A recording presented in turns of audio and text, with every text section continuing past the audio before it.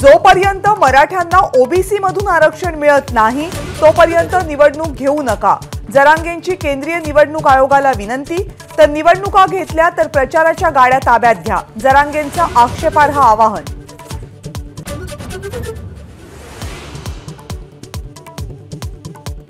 मराठा समाजातील वृद्धांनाही आता उपोषणाला बसवणार। वृद्ध आंदोलकाचा मृत्यू झाला तर सरकार जबाबदार, मनोज जरांगेंचा इशारा।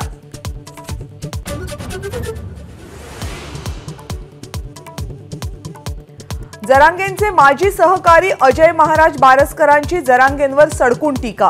फक्त प्रसिद्धी आणि श्रेयवादासाठी आंदोलन, बारसकरांचा आरोप।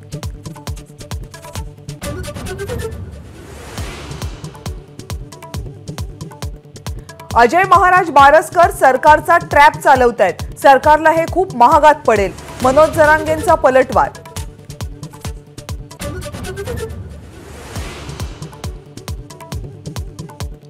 मोदी सरकारच्या योजना जनतेपर्यंत पोहोचवा, महागड्या गाड्यांमध्ये फिरून सत्तेचा दिखावा करू नका। भाजपचे अध्यक्ष जे.पी. नड्डा यांच्याकडून भाजप आमदार आणि खासदारांना सूचना।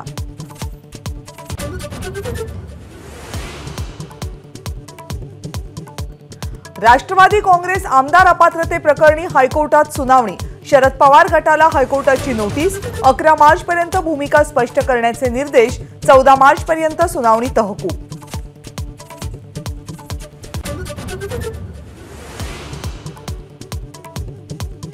उपमुख्यमंत्री अजित पवार यांचा पुतण्या युगेंद्र पवार यांची शरद पवार गटाच्या कार्यालयाला भेट। राजकीय चर्चांना उधाण। राजकारण आणि कुटुंब याची गल्लत नको, युगेंद्र पवार यांचं स्पष्टीकरण।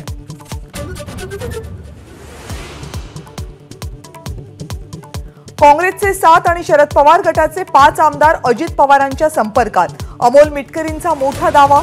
लोकसभा निवडणुकीपूर्वी महाभूकंप होणार, मिटकरींचं वक्तव्य।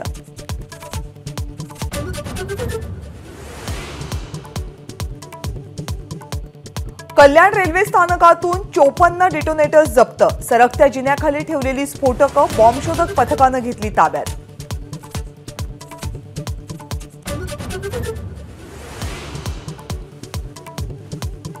ड्रग्ज विरोधात पुणे पोलिसांची धडक कारवाई। पुणे आणि दिल्लीसह 3 दिवसात 4000 कोटी रुपयांचे ड्रग्ज जप्त।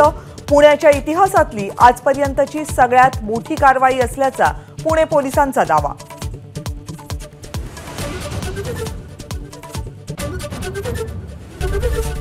एबीपी माझा, उघडा डोळे बघा नीट।